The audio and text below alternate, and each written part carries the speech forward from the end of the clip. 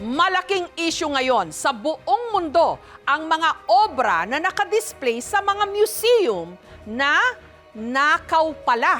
Ganito rin ang paratang ng mga tiga-Bolhoon sa Cebu sa matagal na nilang hinahanap na obra na di umano ninakaw sa kanilang simbahan at nakadisplay pala sa National Museum.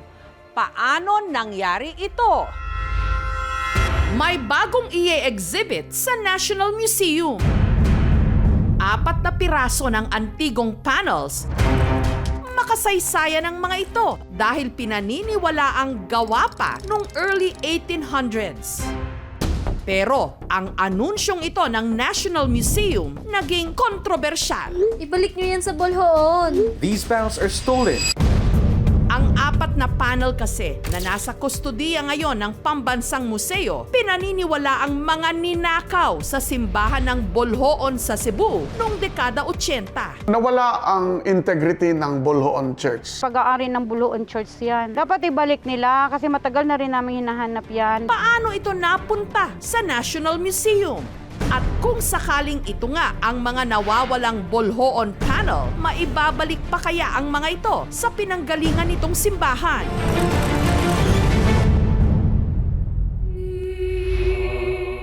This is one of the oldest churches in the Philippines. It was built in 1783.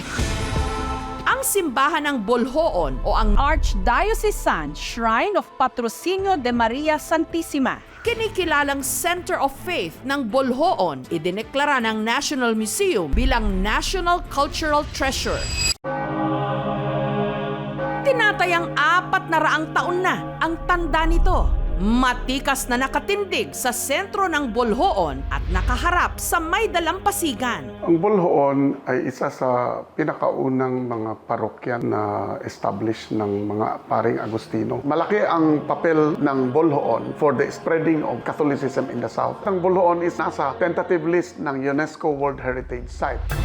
Ang bayan ng Bolhoon sa Cebu, tahanan din ng mga mahahalagang historical artifacts. Sa loob ng tinatawag nilang El Gran Baluarte o Kampanaryo, makikita ang sinaunang selda nung panahon ng mga Kastila.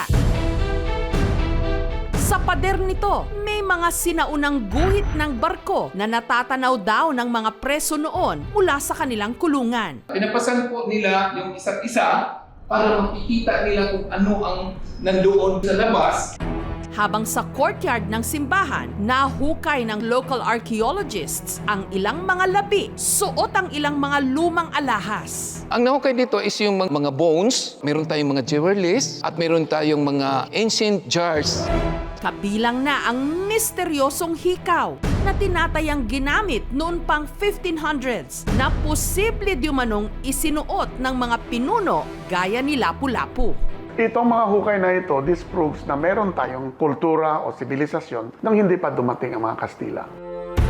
Sa kanila namang simbahan, makikita ang pulpito o kung saan tumatayo noon ang mga pare o praile. That was designed because there was no microphones during the time. Meron siyang tinawag na tonabos in Spanish, that is the sounding board that would amplify the voice of the priests. Sa harap nito, nakadisplay ang panels na tinatayang inukit noon pang 1800s. It's unique to Bolhoon, ang decoration niya. This is clearly made of Filipino na hardwood. Ang pulpito ng Bolhoon Church merong 6 na panels. Ang isang panel may imahe ni Saint Leo the Great at ang natitirang 4 kung saan metikulosong nakaukit ang iba't ibang imahe ni na Saint Thomas of Villanueva, Saint Ambrose of Milan, Saint Gregory the Great at Saint Augustine of Hippo. Yung mga panels ng pulpito, they are considered sacred kasi they are part of the iconographic program of the church as tools for evangelization. Ang purpose kasi ng mga iconography sa simbahan para ang mga parokyano can learn sa buhay ng mga santos. Wala pang TV at that time. This would have been the best tools for teaching. Pero taong 1980, saktong magsisimba ang mga parokyano ng simbahan ng Bolhoon nung nagulat na lang daw ang Ang ngayoy 88 anyos ng parokyano ng simbahan na si Tatay Charlie nung nadiskubre nila na ang 4 sa 6 na panels ng kanilang pulpito nawawala. Pag simba na mo linggo, diyan kami mag-aupo doon sa ilalim ng pulpito. Yung aking asawa, nakita namin nga yung wala na dingding. Sino nakaw dyan? Ako'y naka-duty sa panahon sa nawala nga panel. Buntag ko to, mga alas 9 sa buntag. Uban ang hipe, tanaw gyud og kinuod bang nawala. It's just like that your own house is being robbed. It really pains ba na the church is indeed the victim. Sa 6 na panels ng Bolhoon, tanging ang may imahe lang ni Saint Leo the Great ang naiwan sa simbahan. Sa una, gold yung design ane. Dili ni nane. Replika na lang ni siya karon. Gibutangan na dahil ni nilag bag-o. Ang bulong-bulungan noon, may nakakita kasi na isinakay ng bangka patawid ng dagat. From 1782, when construction began, under ito sa Agustino. And then until 1949, matagal itong tinurnover ng mga Agustino because marami itong mga treasures inside. May inventaryo yan kung ano ang nandyan. When it was transferred to the Archdiocese, maraming nawala. There's a report that it's the parish priest at the time, the perpetrator of unlawful taken of those panels. There was an initial investigation. Base sa isang dokumento, hindi lang daw panels ang sinasabing ninakaw sa simbahan noong dekada 80. Nawala rin ang isang set ng altar na gawa sa pilak, crucifix na gawa sa ivory, at gold-plated chalice. Siya nga pinagbibintangan na parang naging inside job. Hindi makapagmisa yung pare kasi nga hindi siya pinayagan gawa nung may nawalang gamit sa loob ng simbahan.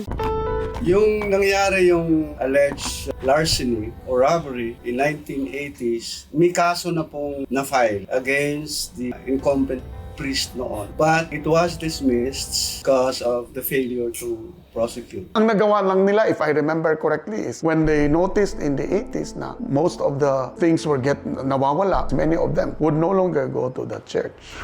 Makalipas ang mahigit 4 na dekada, nito lang February 13, ang dating tour guide ng Bolhoon na si Orlan may napansing nakapost isang religious artifact na malaki ang pagkakahawig sa ninakaw na 4 na panel sa kanilang simbahan. Parang tumaas yung energy ko na ito na yung 4 na panel na hinahanap namin. Nireport ko sa chairman ng Cebu Archdiocesan Commission for the Cultural Heritage of the Church dito sa Cebu.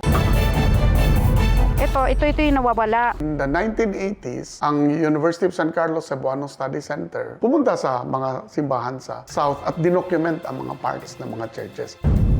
So matched, black and white man ang photos, but you can see clearly, kikita mo, ito talaga ang mga panels na nawala. There are 6 panels, natay unom ka panels na itong makita sa Ambo. 4 are now in the possession of National Museum. 1 is in the possession of the Museum of Bolhoon. And there is still 1 that is accounted for. O moni ang amo ang tanawon, kung hain na kini, o kung naamang gani mga tao nga adunay kahibaw, may tungod kung asa na kini maong panel.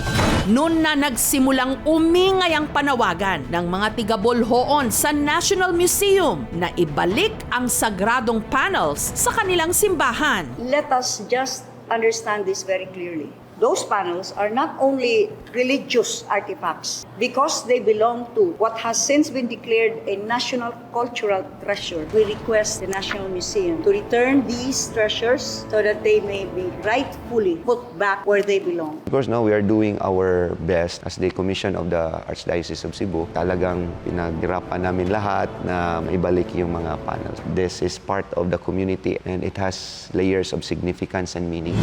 Hiningan namin ang interview ang National Museum of the Philippines pero hindi sila sumagot sa aming paanyaya. Sa una nilang inilabas na pahayag, iginiit nilang legal ang paraan kung paano ito napunta sa kanilang kustodiya. We recognize the broader historical context surrounding the Roman Catholic Parish Church of Patrocinio de Maria Santissima in Bolhoon, Cebu. It is noteworthy to emphasize that our donors procured the specific panels through legitimate means, highlighting their commitment to ethical acquisition. Moreover, the donors' decision to acquire these artifacts and donate to the Philippines reflect their dedication to preserving cultural heritage and promoting patriotism. Ang 4 na panels, idinonate daw sa kanila ng isang pribadong kolektor. Wala raw silang ideya kung nasaan na ang isa pang panel na nawawala at bukas daw sila na makipag-usap o makipagdialogo. In the meantime, in order to prioritize the welfare of these panels, we will continue to pursue preventive conservation measures necessary to prepare them for the public display in due course. This demonstrates our steadfast dedication to fostering understanding, appreciation, and access to our rich cultural heritage for all Filipinos. May separate tayo na batas dyan, yung Anti-Fencing Law of 1979, Presidential Decree 1612. Sa batas na to, hindi kailangan na yung misala kasali doon sa pagnakaw. Ang requirement lamang ng batas para ikaw ay mahabla is ikaw ang may hawak. So, the last person who was found to be in possession of these items that were taken out without the consent of the church should be held liable. And the National Museum officials also can be held as principal by direct participation because they accepted that. Sinubukan din naming hinga ng pahayag ang mga nag-donate ng panel sa National Museum pero hindi sila sumagot sa aming mga email. Samantala, nito lang Biyernes, ang LGU o Local Government Unit ng Bolhoon at pamunuan ng National Museum nagkaroon ng pribadong pulong. Ang aming team pinayagang makuhanan ang pag-uusap. Kasama po ang aking council to formally ihantin ang aming resolution and letter requesting masauli po yung panels na i-donate po sa inyong museum. Because laws are not yet so strong. Wala tayong test case on this eh. Proving ownership is one thing, but how about regulating heritage properties? We also have to consider that these are church properties. Ano yung patakaran ng church when it comes to these things other than just hinging responsibility upon the parish priest as administrator? Meaning everything should be under his custody. Ayon kay Attorney Tirol, Director 2 for Visayas ng National Museum, kinikilala nila ang isinumiting resolution pero kailangan pa raw munang idaan ito sa dialogue sa pagitan ng National Museum, ng LGU ng Bolhoon, ng Archdiocese of Cebu at ng Provincial Government of Cebu na gagawin mismo sa Cebu City. Given na this can actually be a test case for all of us, it's also good for all of us to come together, from the church, LGU, national government. Now we work on this na proper recovery and also developing magiging system in place sa pag-repatriate o pag-sauli. Siguro pag may mga collections tayo na dubious yung provenance, siguro an act of goodwill nga mabalik nato kining mga butanga ngadto gyud sa ilang original nga provenance. Pag mabalik ito, it spells hope for all other churches, hindi lang Bolhoon. Panalangin ngayon ng mga tiga-Bolhoon sa lalong madaling panahon maibalik ang ninakaw sa kanilang panels. Lalo't hindi lang ito malaking bahagi ng kanilang kasaysayan. Simbolo rin ng kanilang matibay na pananampalataya. Thank you so much mga kapuso. Kung nagustuhan niyo po ang videong ito, subscribe na sa GMA Public Affairs YouTube channel. Don't forget to hit the bell button for our latest updates.